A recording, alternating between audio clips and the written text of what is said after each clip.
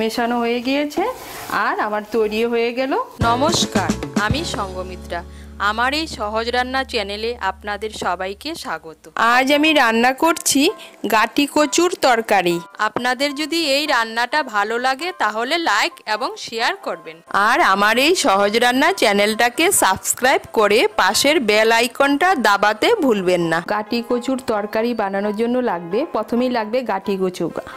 আমি গাটি কচুটাকে সেদ্ধ করে নিয়েছি আর আলু নিয়েছি, আলুটাকেও সেদ্ধ করে নিয়েছি। আর গুঁড়ো মশলার মধ্যে লাগবে হলুদ গুঁড়ো, লঙ্কা গুঁড়ো, জিরে গুঁড়ো, ধনে গুঁড়ো, লাগবে নুন, চিনি, ধনেপাতা কুচি, কাঁচা লঙ্কা, আর ফোড়নের জন্য নিয়েছি একটা তেজপাতা, একটা শুকনো লঙ্কা আর গোটা জিরে।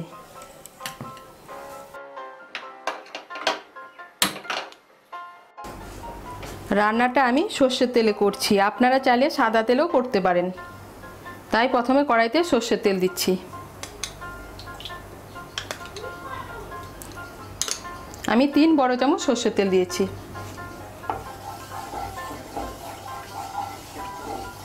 তেলটা গরম হলে এর মধ্যে তেজপাতা, শুকনো লঙ্কা আর গোটা জিরে ফোড়ন দেব।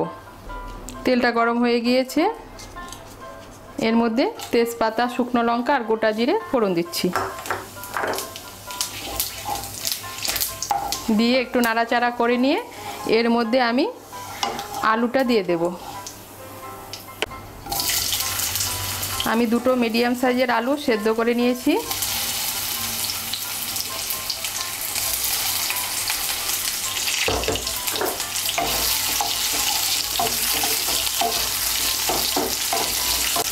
আলুটা একটু নাড়াচাড়া করে নিয়ে এর মধ্যে আমি গাটি কচুটাও দিয়ে দেব।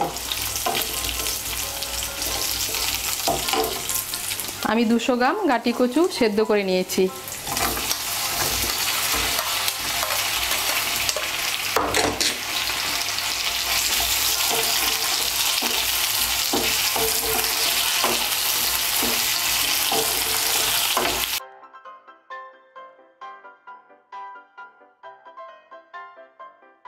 এর মধ্যে আমি এখন স্বাদ মতো নুন দিয়ে দেব।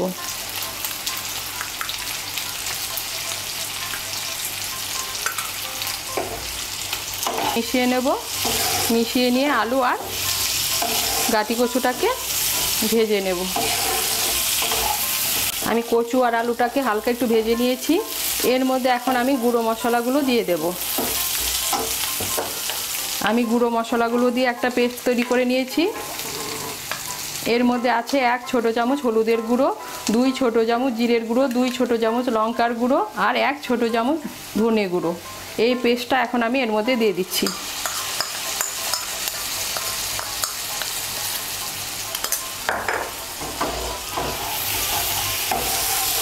মশলাটা ভালো করে মিশিয়ে নেব। মেশানো হয়ে গিয়েছে, এর মধ্যে আমি সামান্য একটু ধনে পাতা দেব।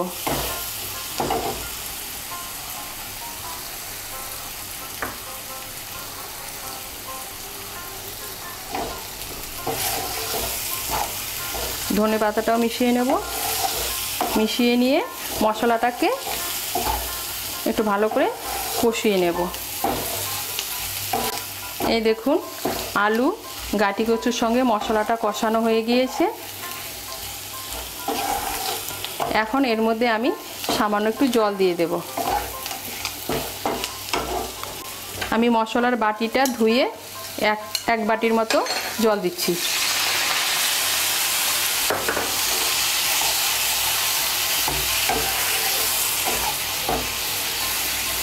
জলটা আলু আর কচুর সঙ্গে ভালো করে মিশিয়ে নেব। মেশানো হয়ে গিয়েছে। এখন এর মধ্যে স্বাদ মতো চিনি আর কাঁচা লঙ্কাগুলো দিয়ে দেব। চিনিটা অপশনাল, আপনারা যারা চিনি পছন্দ করেন না চিনি না দিলেও চলবে।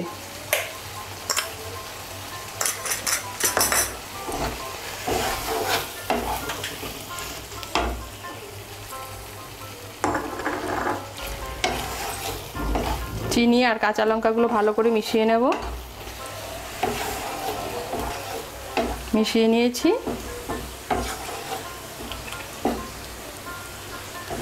এখন আঁচটাকে মিডিয়াম করে আমি 1-2 মিনিটের জন্য ঢেকে দেব। আঁচটা মিডিয়াম করে আমি 2 মিনিটের জন্য ঢেকে দিয়েছিলাম।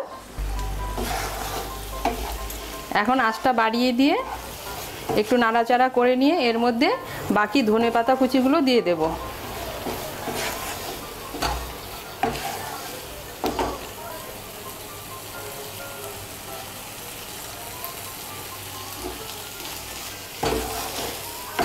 ধনেপাতা কুচিগুলো মিশিয়ে নেব। মেশানো হয়ে গিয়েছে আর আমার তৈরি হয়ে গেল গাটি কচুর তরকারি। এটা কিন্তু রুটি, লুচি, গরম ভাতের সঙ্গেও খেতে ভালো লাগে।